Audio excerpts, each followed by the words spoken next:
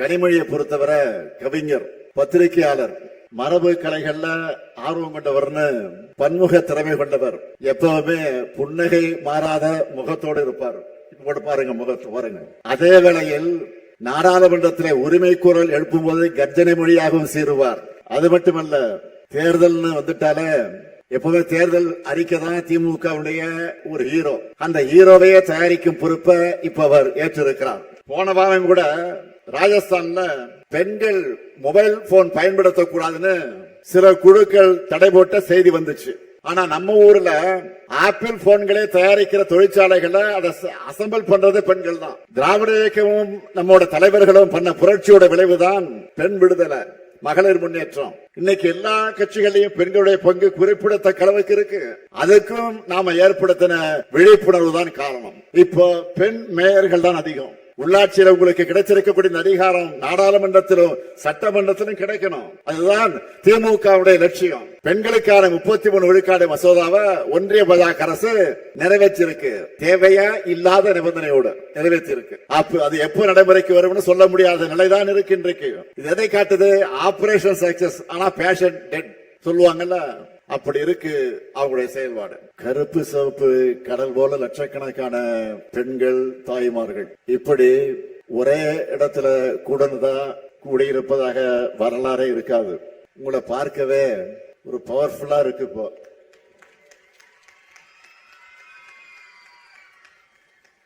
பவர்ஃபுல்லா மட்டும் இல்ல, உமன் பவர்ல திமுக திரும்பவும் பவருக்கு வரப்போகிறது என்பது உறுதியாகிருக்கு.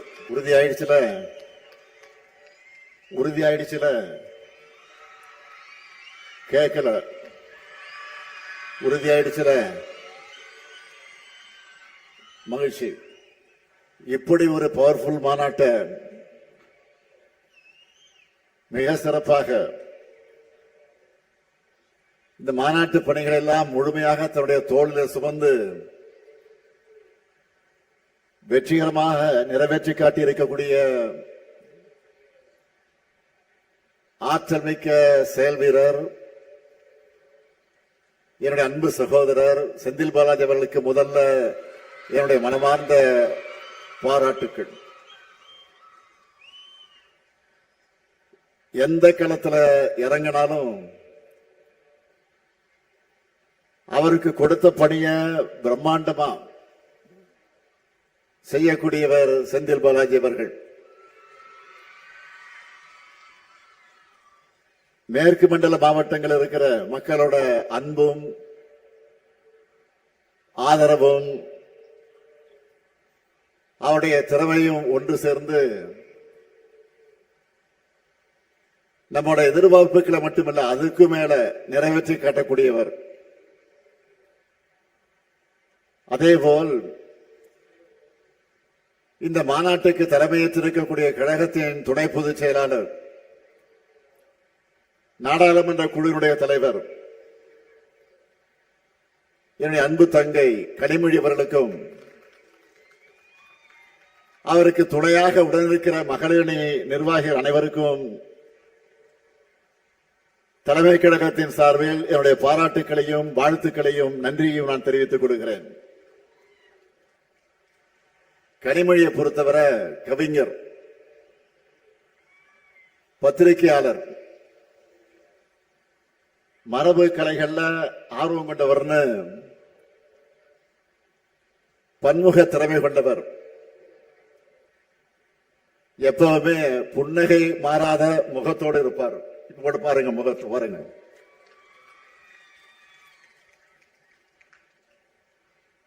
அதே வேளையில்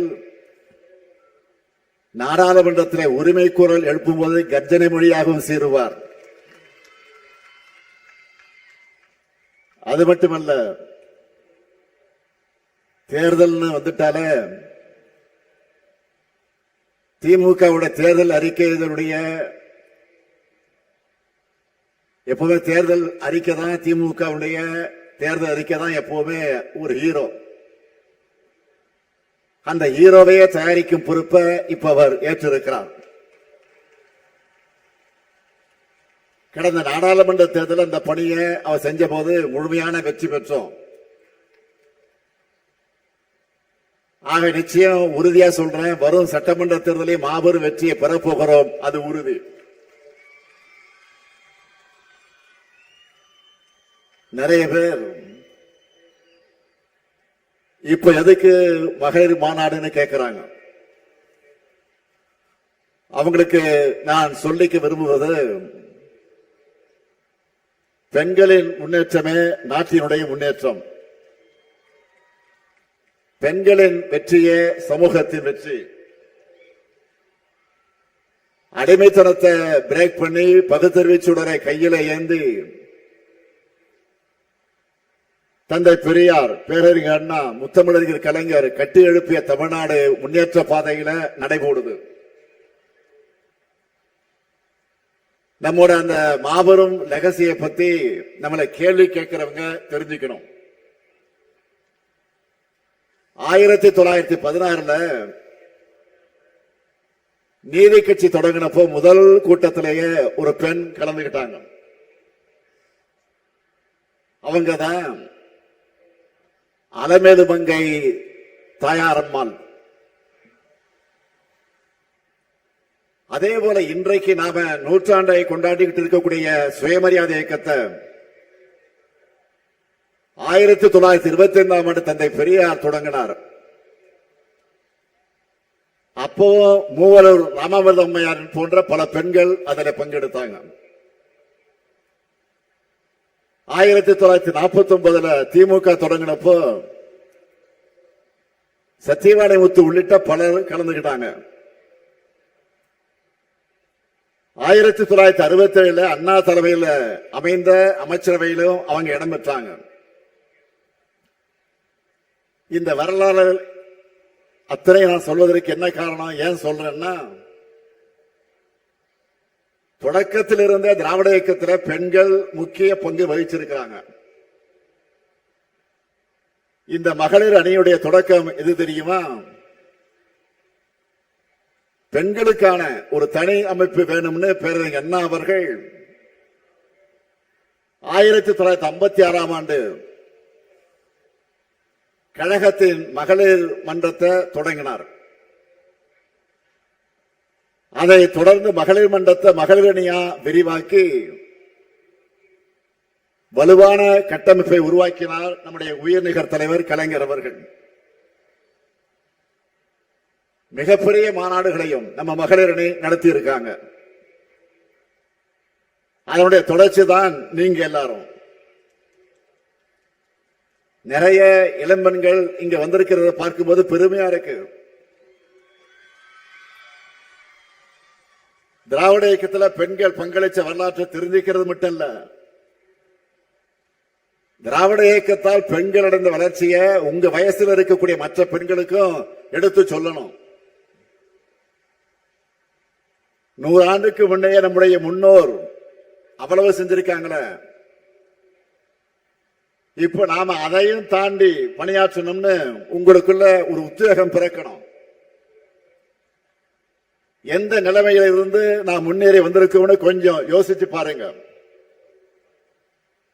பெண்கள் படிக்க கூடாதுன்னு சொன்னாங்க, அடிப்படையை தாண்டி போக கூடாதுன்னு நிறுத்தி வச்சாங்க. ஆண்களை சார்ந்து மட்டுமே இருக்கணும்னு அடிமைப்படுத்தப்பட்டாங்க. அதையெல்லாம் உடைச்சு எரிந்தது யாரு? நம்ம திராவிட இயக்கம் தான். அதை மட்டுமா பண்ணணும்? தேவதாசி முறையை ஒழிச்சோம். சட்டம் போட்டு பெண்களுக்கு சொத்துரிமையை பெற்று தந்தோம். பெண் ஏன் அடிமையானால்னு கேள்வி கேட்டு பெண்களின் கல்வி உரிமை சம உரிமைக்கு நாம் போராடி இருக்கிறோம். அதனால இன்னைக்கு இவ்வளவு தூரம் முன்னேறி வந்திருக்கிறோம். தமிழ்நாட்டை பாருங்க, நாட்டில் இருக்கக்கூடிய மற்ற சில மாநிலங்களையும் பாருங்க. போன வாரம் கூட ராஜஸ்தான்ல பெண்கள் மொபைல் போன் பயன்படுத்தக்கூடாதுன்னு சில குழுக்கள் தடை போட்ட செய்தி வந்துச்சு. ஆனா நம்ம ஊர்ல ஆப்பிள் போன்களை தயாரிக்கிற தொழிற்சாலைகளை அதை அசம்பிள் பண்றது பெண்கள் தான். திராவிட இயக்கமும் நம்மோட தலைவர்களும் பண்ண புரட்சியோட விளைவுதான் பெண் விடுதலை, மகளிர் முன்னேற்றம்.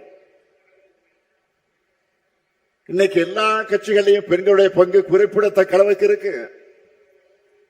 அதுக்கும் நாம ஏற்படுத்தின விழிப்புணர்வு தான் காரணம். ஆனா வளர்ந்த நாடுகள் கூட எங்கேயுமே பெண்களுக்கான போதிய பிரதிநிதித்துவம் இன்னும் கிடைக்கல.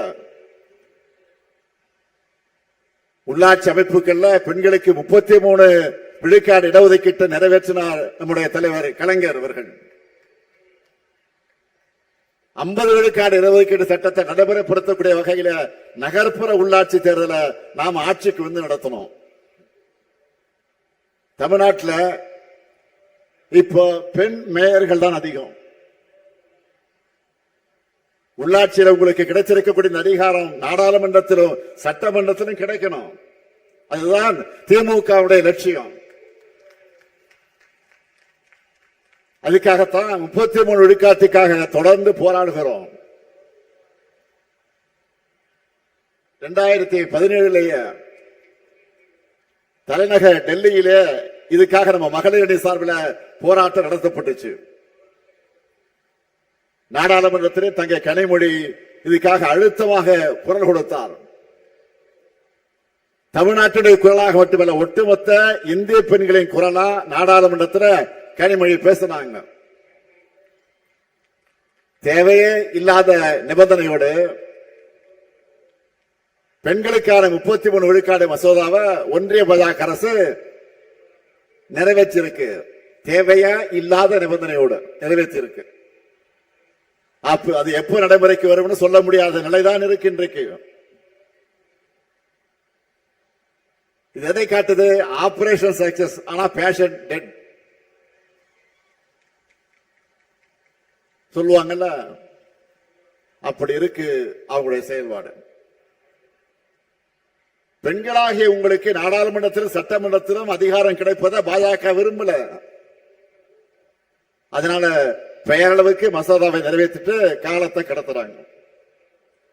ஆனா நம்ம திராவிட மாடல் ஆட்சியை பொறுத்த வரைக்கும் இது பெண்களுக்கான ஆட்சி. மகளிர் எல்லோரும் இன்னைக்கு அவ்வளவு மன நிறைவா மகிழ்ச்சியா அதிகாரத்தோடு இருக்காங்க. இந்த கூட்டத்தில் என்னோட அம்மாவை போல நிறைய பேர் இருக்கீங்க.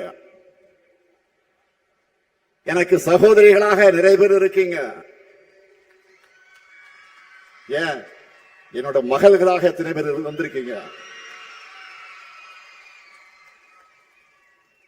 உங்க எல்லாருக்கும் எது தேவைன்னு பார்த்து பார்த்து திட்டங்களை உருவாக்கி கொண்டிருக்கிறோம்.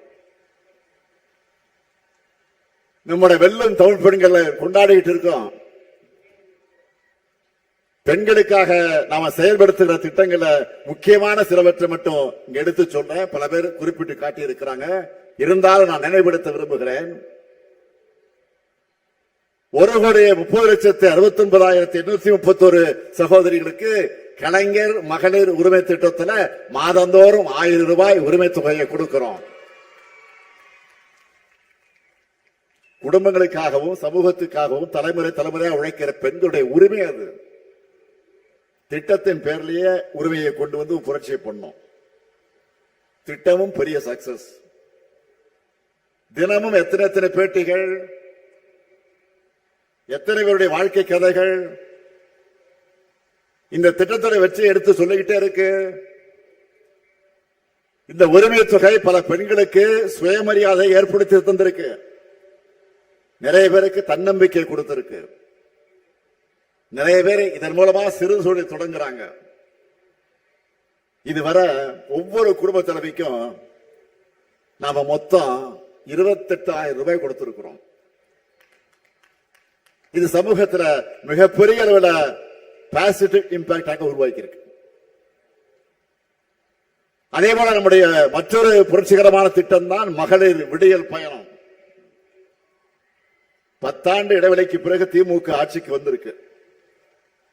ஸ்டாலின் முதலமைச்சராக ஆகியிருக்கிறார் என்ற மாற்றம். ஆட்சிக்கு வந்து அடுத்த நாள்